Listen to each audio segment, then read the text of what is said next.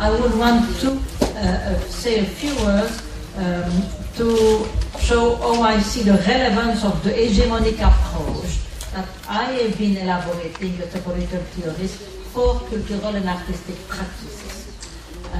As a matter of fact, I'm convinced that it is an approach that is particularly suited to apprehend the relation between art and politics, and that it can help artists whose aim is to make a critical intervention, and I will explain in a moment how I see the matter, to envisage the condition for developing an aesthetic of resistance. So that's the first part. And then I will come to discuss a more particular issue, which I think is more related to the question of possible role for the Biennale.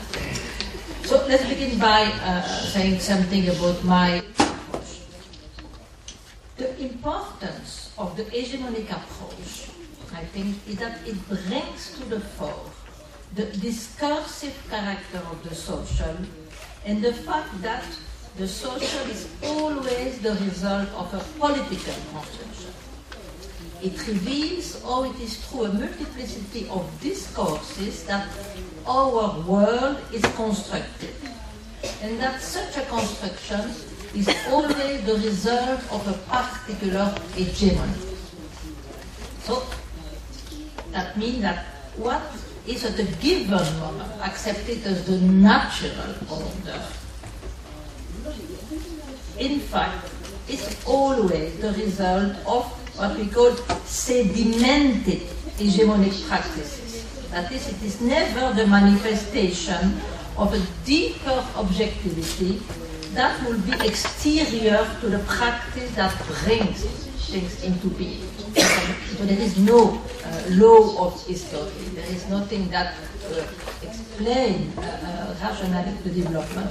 This is why the category of contingency is very important in our approach.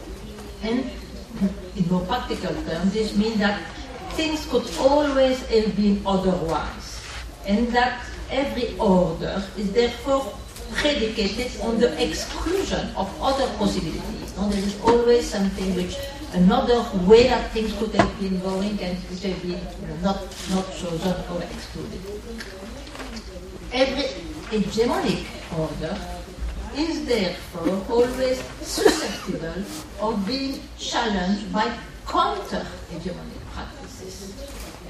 By counter-hegemonic practices, we understand practices that will attempt to disarticulate an existing order with the aim of constructing a different hegemony. I think that is really something that is very important, particularly in the present context when we are told that there is no alternative to neoliberal globalization, that it is a fate that we've got to accept. And I mean, the hegemonic approach shows that this is completely wrong. There is no order which is an absolutely necessary order. And there have been roads which could have been chosen which will not have been neoliberal. So it's always possible to try to challenge the existing neoliberal hegemony through counter-hegemonic practices. And I'm going to show in a moment that I think that artistic and cultural practices have got an important role to play in that respect.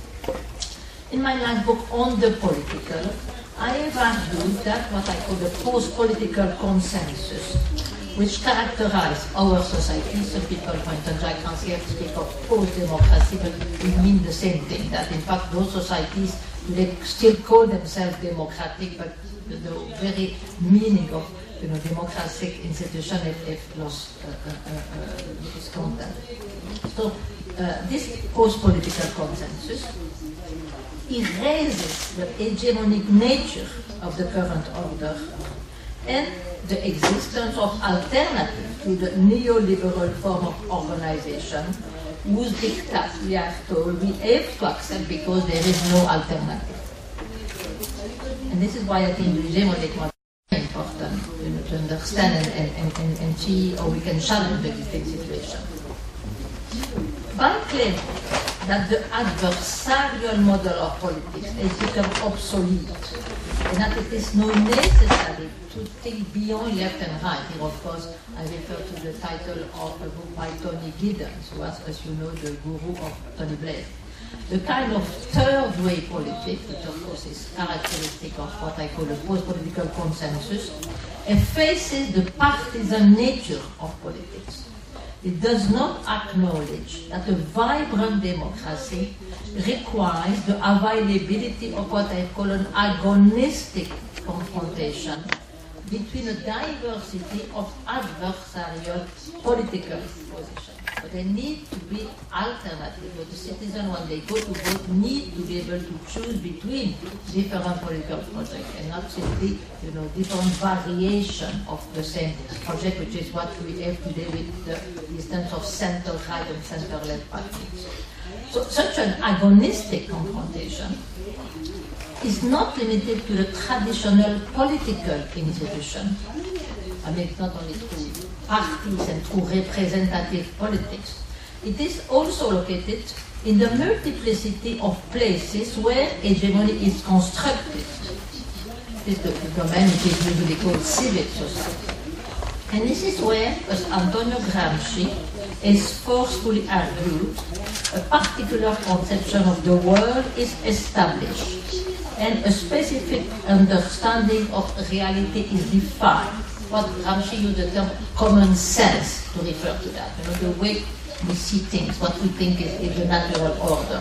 So this is always something which is politically constructed. And of course, this common sense determines what is at a given moment seen as possible as legitimate. Of course, the common sense says that there is no alternative to neoliberal globalization. You can't do anything. But of course, this is always a result of a political construction, of an hegemonic construction. And Gramsci also stressed, and I think this is why it's particularly relevant for us, the centrality of cultural and artistic practices in the formation and the diffusion of the common sense, highlighting the decisive role that those practices play in the creation, reproduction, or disarticulation of a given hegemony. This, of course, they are not the only ones who contribute to hegemony, but they are very important. And for Gramsci, in fact, it's a crucial dimension. According to the hegemonic approach, therefore, the relation between art and politics cannot be visualized in terms of two separately constituted fields. If we will have art on one side and politics on the other, between which we will have to establish a relation. Because from the point of view of the theory of hegemony, there is an aesthetic dimension in the political, and there is a political dimension in art. Artistic practices, as we have seen, play an important role in the constitution and the reproduction of an hegemonic order, or in its challenging. Hence, their political dimension. The political, for its part, concerns the symbolic ordering of social relations. It has to do with what Claude Lefort called the mise en scène, putting into scene of human coexistence. And this is where resides its aesthetic dimension. And this is why I think that it does not make sense to distinguish between political and non-political art. In order to refer to art which challenges the status quo, because of course when people think of political art, this is what they mean. But I would prefer them to speak of critical art. Because if you speak of political art only for art which challenges the status quo, then you believe that the other forms of artistic practice are not political. But I think that, as I argue, there is a political dimension in art. All artistic practices, because they either contribute to the reproduction or to the challenging of an hegemonic order. So the question is, what is critical art? How can artistic practices constitute a form of resistance against a given order, be counter-hegemonic? The answer to this question will also depend on how radical politics is conceived. And here we find that there are different conceptions of radical politics which envisage what we can call the criticality of artistic practices in different ways. This is not to say that all critical artists have a clearly elaborated theoretical discourse about politics, but to indicate that even when they are not conscious of it, their practices are always inscribed within a certain politico-theoretical context. Here we could take an expression that Louis Althusser used to speak of la philosophie spontanée des savants, the spontaneous philosophy of scientifics. And I think that we could also speak of the spontaneous philosophy of artists. That is a philosophy which they are not conscious of, but which inform their practice. I mean, of course, some of them are conscious, but many people might not be conscious, but they don't have a practice that will not be informed by some ontological principles. So this is what I call their philosophy spontanée. At the moment, we can roughly distinguish two main strategies to visualize radical politics. There are more, but I mean, those are the two which are particularly important today. One that I call engagement with, and the other one withdrawal from.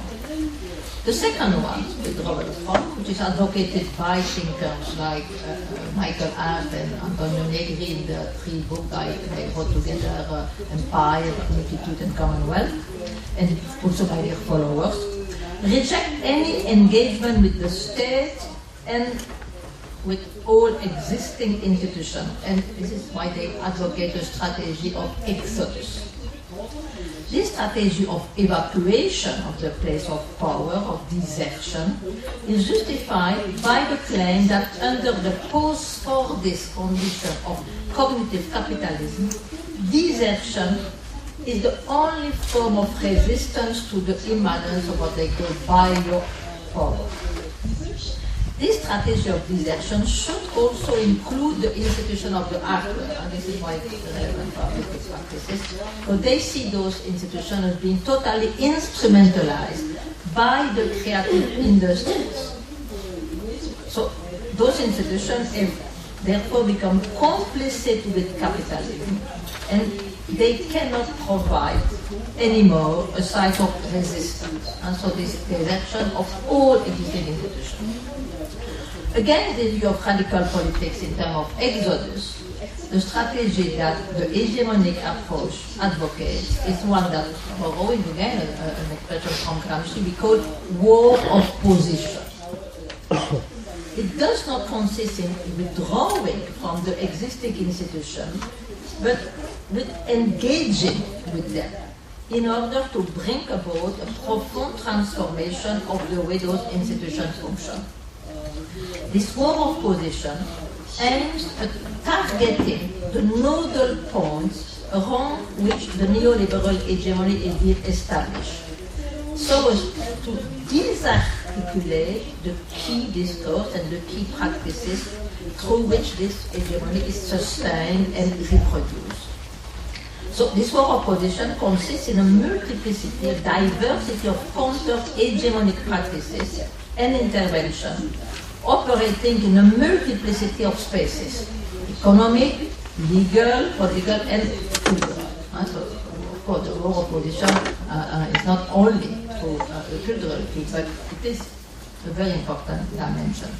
Because I think that we can say that the role of culture, the domain of culture, of course, as we know, is very important in post-communism, and this is why it plays no critical role, crucial role, I would say, in the war of position, because it's also, as we have seen, where the common sense is established and where subjectivities are constructed. So the hegemonic approach insists that the role of culture is always important, but I will say that in particular condition of post-Fordist capitalism, this role is even more important because of the way in which all the dimension is used by the cognitive capitalism in order to reproduce itself.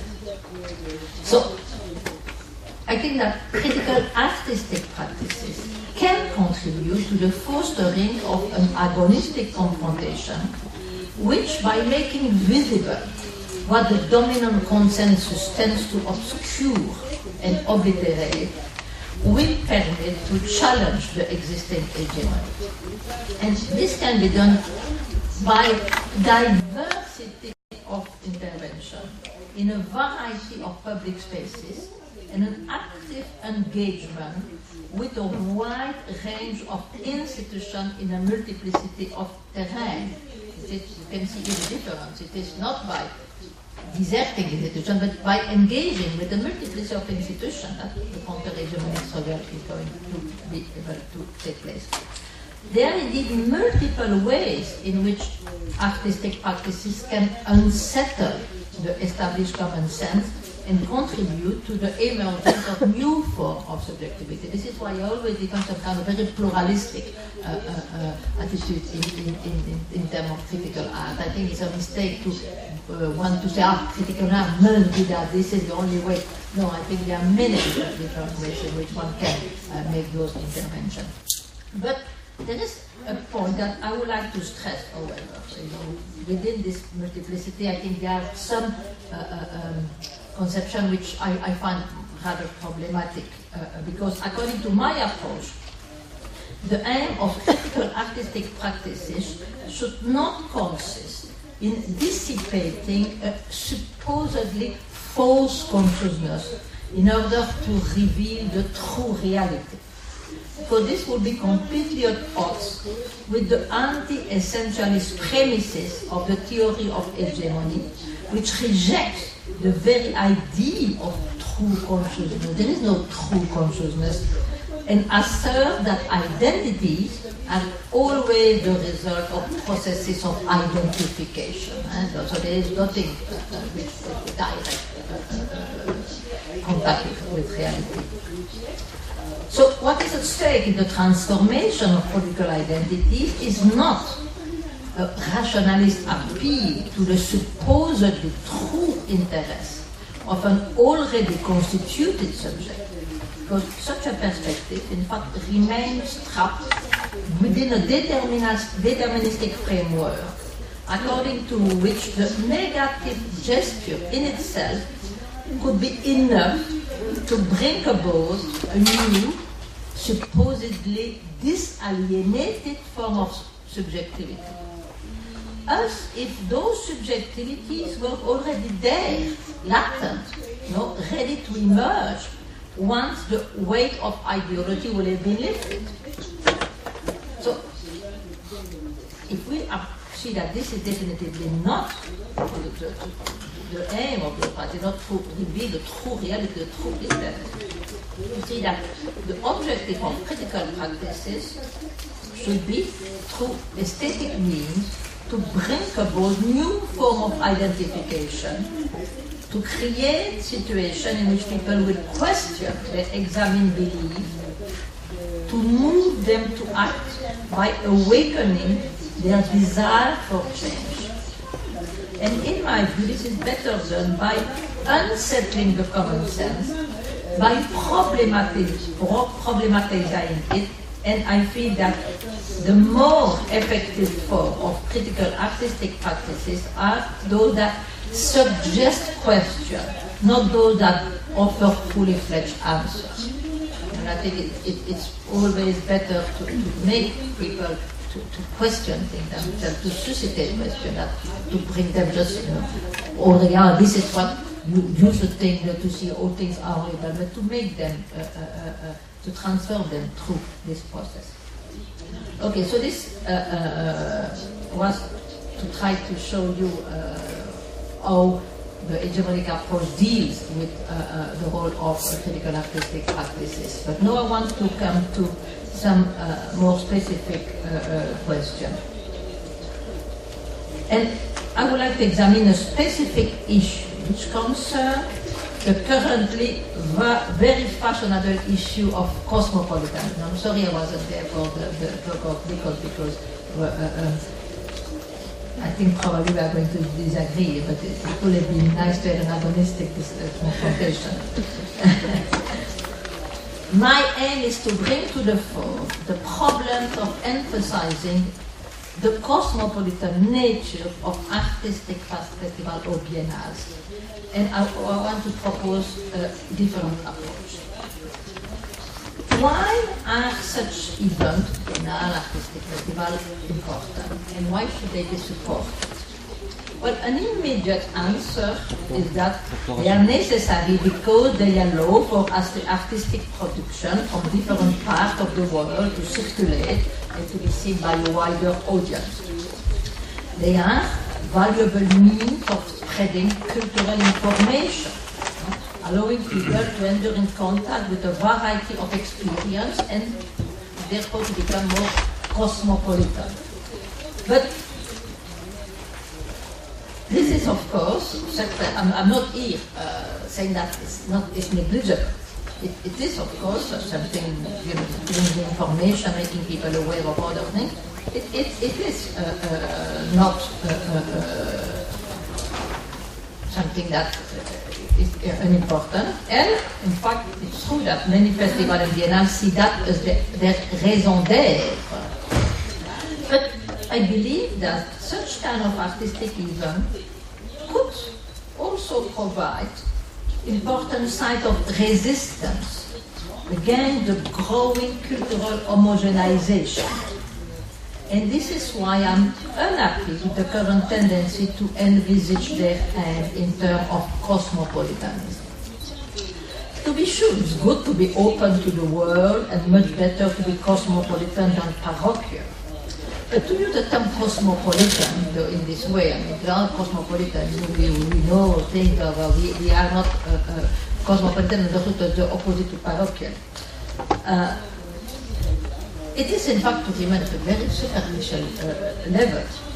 And if we want to use the term, the notion, that concept of cosmopolitan, to define the aim of artistic festival and biennale, then we need to be aware of all the implications of importing such a vocabulary in the cultural and artistic domain. And this is where I've got a real problem. Because the grammar of cosmopolitanism, I'm using grammar in the sense of Wittgenstein in the term, includes certain understanding of universality, which I take to be very problematic when the intention is to develop a progressive and cultural approach, progressive and pluralist approach in the field of cultural and artistic practices.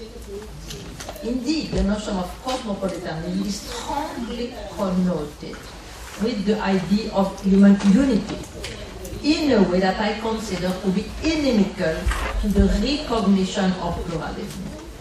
But it is in fact perfectly compatible with the desire for the advent of a single culture that will be shared by the whole world. No doubt there are many people who desire such a development and who rejoice if such a situation could be reached. But I find such a conception deeply flawed, particularly in the field of culture. And here I'm taking my bearings from Claude Lévi-Strauss, the French anthropologist, who has forcefully argued that civilization implies the coexistence of culture, offering the maximum of diversity and maintaining their originality.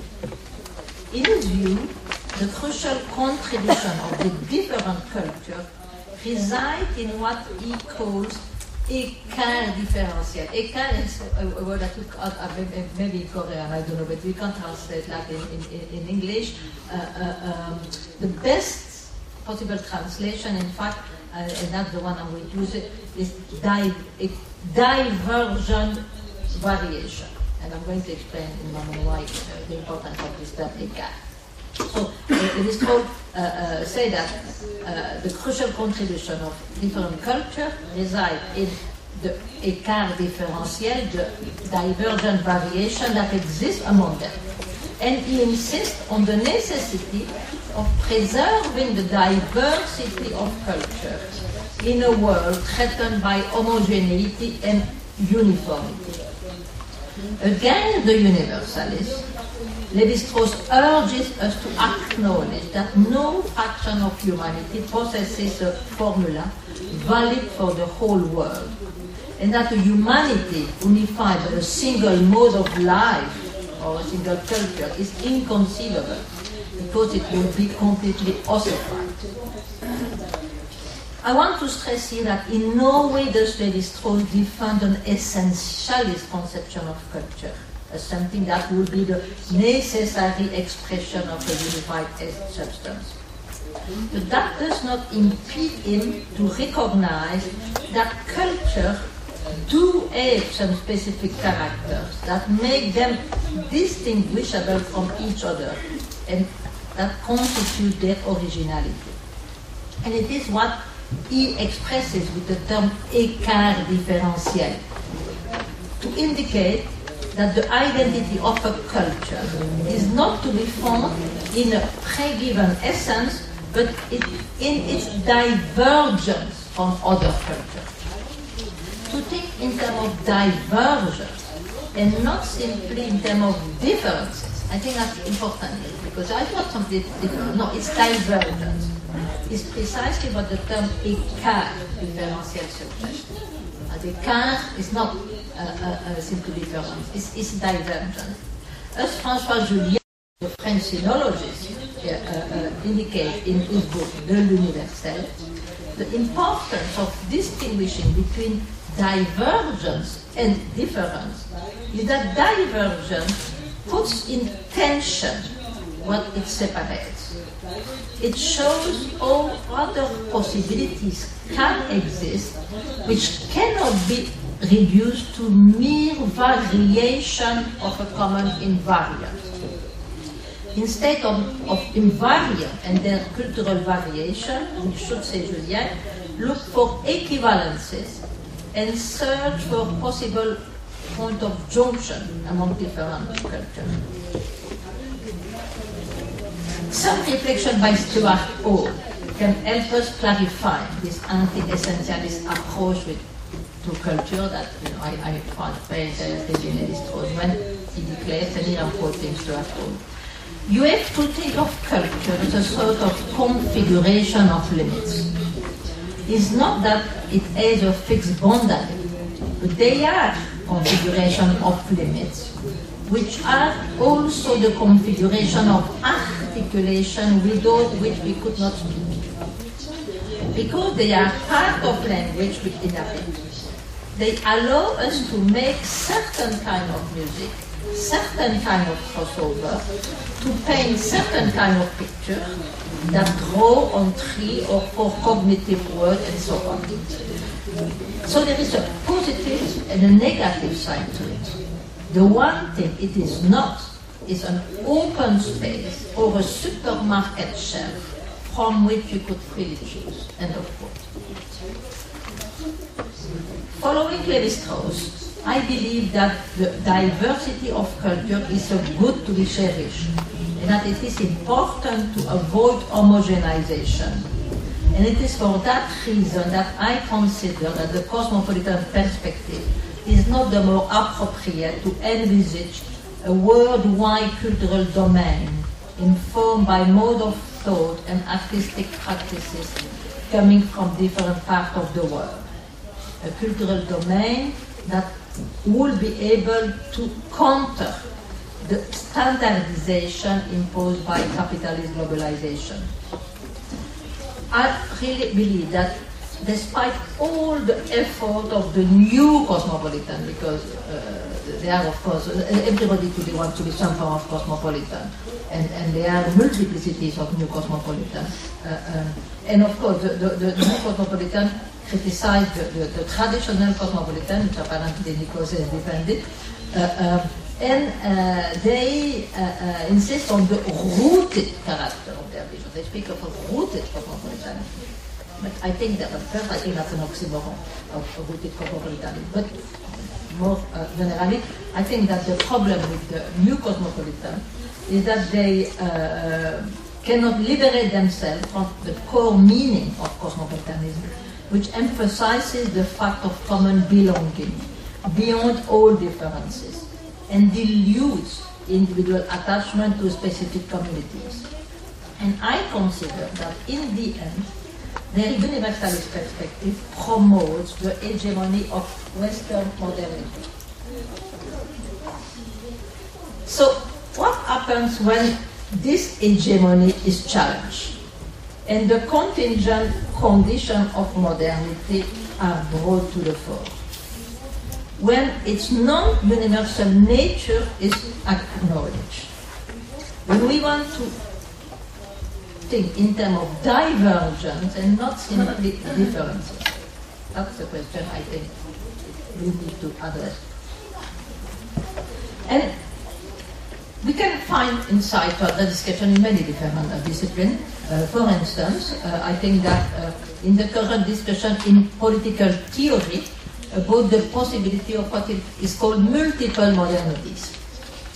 One of the central ideas of this approach is a transition that we might recognize as modernity took place in different civilizations and it produced different results. Modernity should therefore be conceived as an open-ended horizon with spaces for multiple interpretation. We have to accept that the path followed by the West is not the only possible and legitimate one, and that it should not be granted any rational or moral superiority. And this, of course, goes against the kind of most contemporary political theory which precisely try to justify the superiority, rational and moral of Western modernity and Western democracy. Non-Western societies can follow different trajectories according to the specificity of their cultural tradition. So that's the discussion taking place in terms of multiple modernities. Such a line of reflection, which has also been developed by post-colonial theorists, reveals the political role played by the dominant narrative propagated by the West about its exemplary and privileged path of development, and insists on the importance to challenge this sense of tendency. In a book called Provincializing Europe, the Indian post-colonial theorist D.P.S. Chakravarti has argued that we should recognize that the appropriation by Europe of the adjective modern for itself has been an integral part of the story of European imperialism. And I totally agree with Chakravarti on this point, because I think it's clear that for the West to define its specific trajectory as modern has been a powerful rhetorical weapon in establishing its superior form of rationality and universal validity. If your history is modern one, all the other ones are not quite yet up. This is the rhetorical force of a term modern is really something which is absolutely incredible. The post-colonial critique is, I think, very relevant for the artistic and cultural domain, and it has already been influential in a variety of fields. In the visual art, for instance, where several theorists have argued for the need to pluralize modernity or to provincialize it. Such a view has been put forward, for instance, by the Nigerian curator Okwi Mvezor, which, of course, people here know. It's one of the most important international curators today. He was in charge of the Documenta 2002, the Guangzhou Biennale in 2008, and more recently the curator of the 2012 Paris Triennial entitled Intense Proximity. And Mvezor's approach shines with the one advocated by Nicolas Bourriaud, who was the curator of the Tate Triennial in 2009, to which he gave the title Alter Modernity. As theorized by Bourriaud, alter modernity is presented as an alternative to both the modernist universalism and the postmodern multiculturalism. It is an attempt, he said, to redefine modernity in the era of globalization.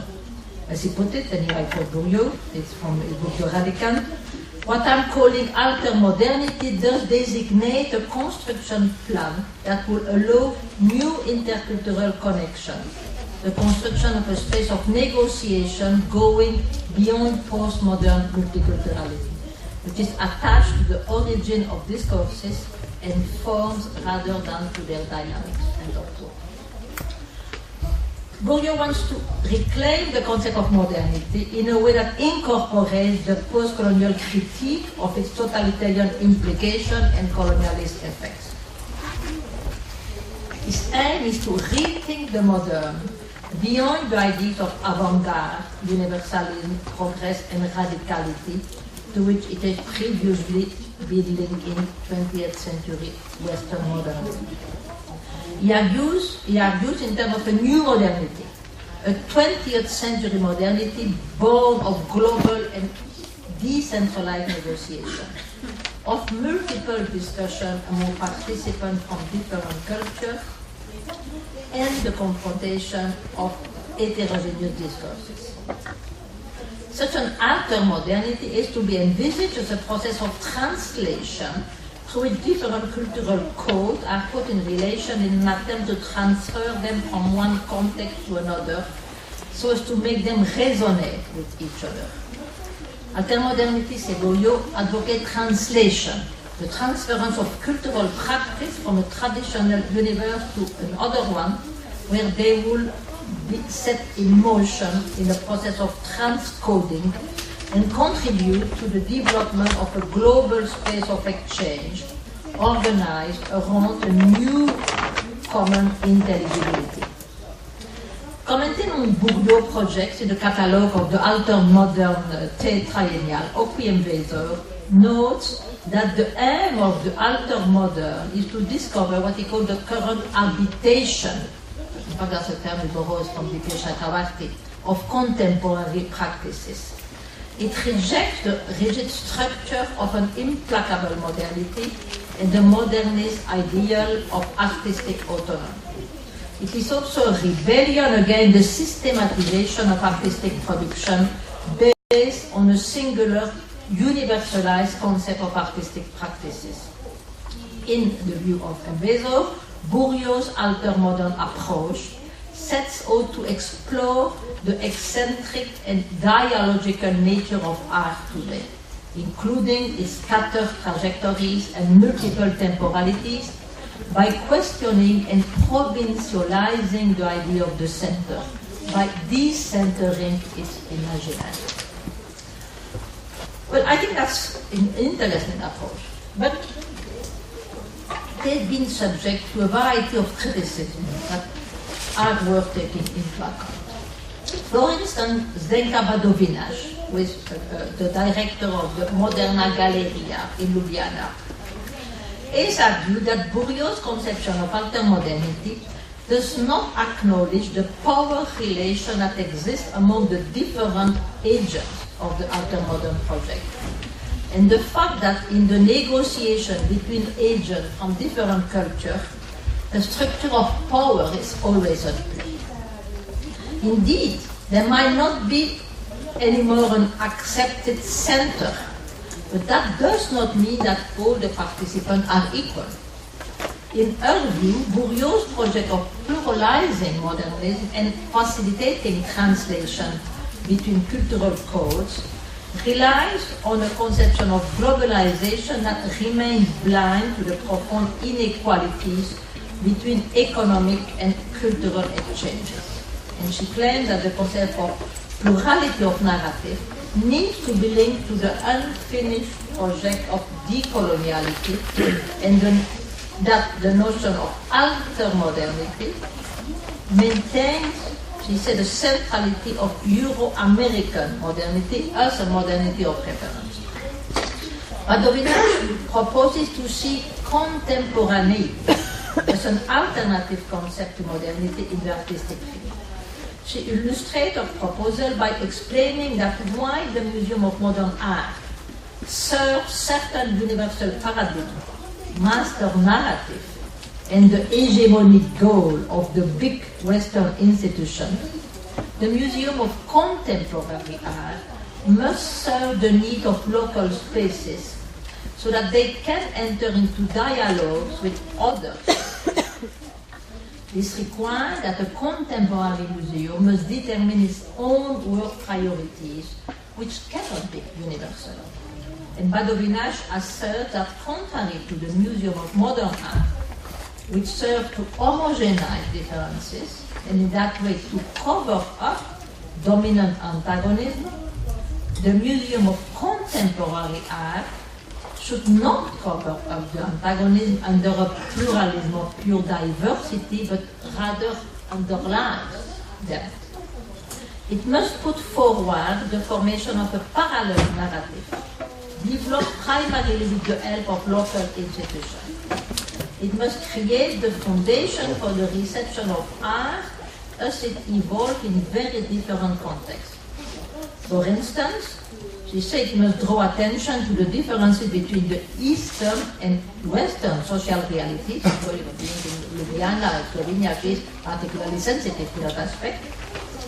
And also the difference between the neo-avant-garde movement in the two different spaces, the East and the West. Badovinaš has in fact implemented this strategy of the Moderna Galleria, where she has put together a number of projects connected with the Balkans and more generally Eastern Europe. The aim of those projects is to offer more possibilities for local institutions to produce knowledge about their own history and thus indirectly to produce changes in the global art system.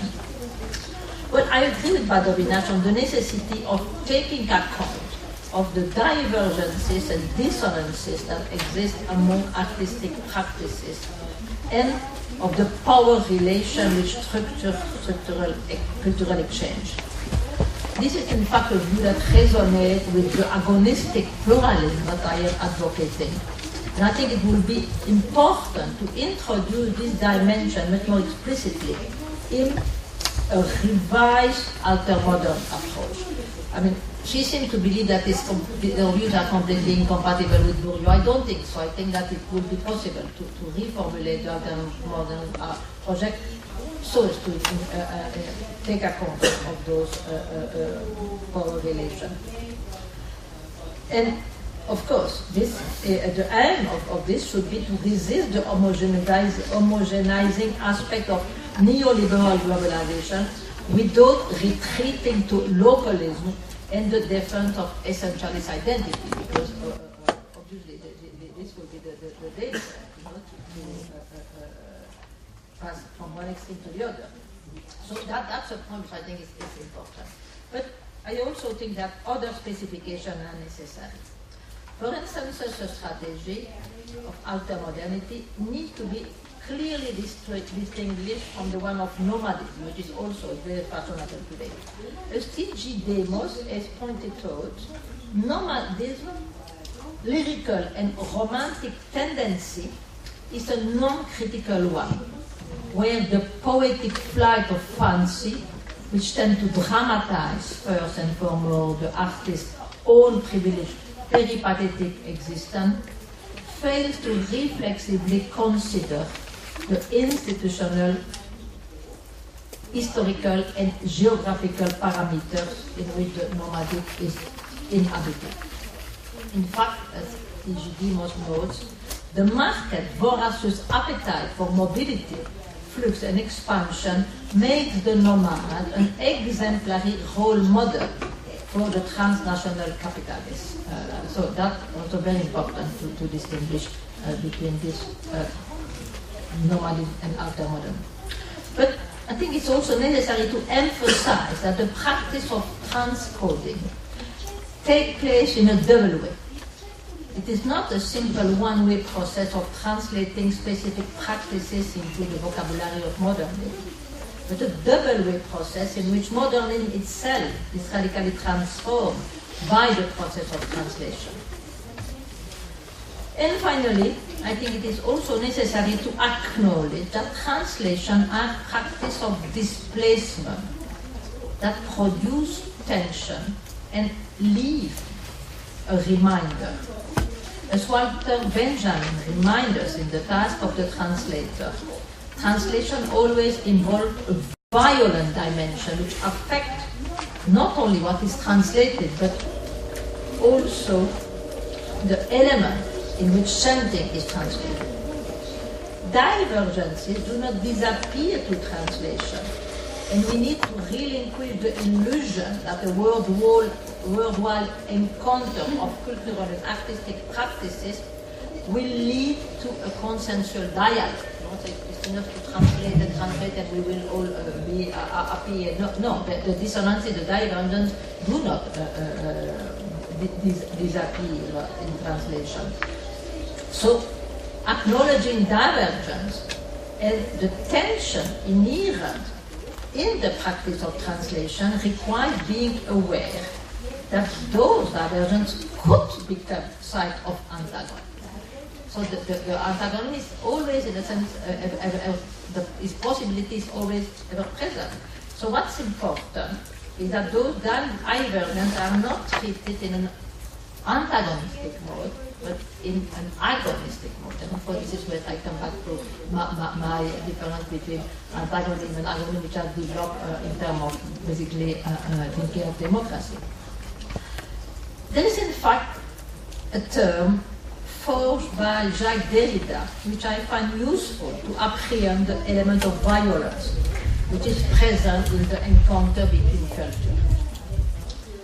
In his reflection on hospitality, Derrida, following, in fact, the linguist Benveniste, brings to the fore the deep ambivalence of the term hospitality, coming from two words with the same roots: hospice, host, and hostis, enemy. To express this ambivalence and indicate the entanglement of hostility and hospitality, Derrida coined the term hospitality. You always like to put the hospitality. I think, in fact, that a similar ambivalence takes place in the negotiation between different cultures, and that an adequate approach should visualize the field of artistic practices as the space where an agonistic encounter takes place between a diversity of cultures, which recognize their divergences and engage with each other without any of them having the pretense of being the superior one. This agonistic encounter is a confrontation where the aim is neither the annihilation nor the assimilation of the other, and where the tension between the different approaches contribute to enhance the cultural pluralism which characterize the world, by bringing to the fore the agonistic character of the encounter between a plurality of cultural practices. Such an approach might help us to address much better than the cosmopolitan one the crucial question to which we are currently confronted in the artistic field. This agonistic dimension is precisely what is erased in the cosmopolitan approach, which suggests the possibility of a consensual and harmonious encounter between different cultures. So those ideas that I presented here, I think are pertinent. I mean, I've put it here more a discussion in terms of visual art. But I think that it's something which is really pertinent for the field of culture in general. So it is something which I find useful to think, for example, the role of Biennale, but also the role of artistic and cultural festival, because I really convinced that by aiming at pluralizing the modern and discovering the habitation of contemporary artistic practices, those discussions have produced important insights which are valuable in the wider field of cultural and artistic practices. For instance, they also could be a source of inspiration for envisaging the role of cultural and artistic festivals, which do not want to limit themselves to fulfilling a role of cultural information, by aiming at the establishment of an agonistic dialogue among a variety of artistic practices, a dialogue that acknowledges divergences and dissonances, recognizing the world as a pluriverse whose diversity it is necessary to preserve. I think that such artistic event could contribute to bring about a better understanding across culture. Thank you.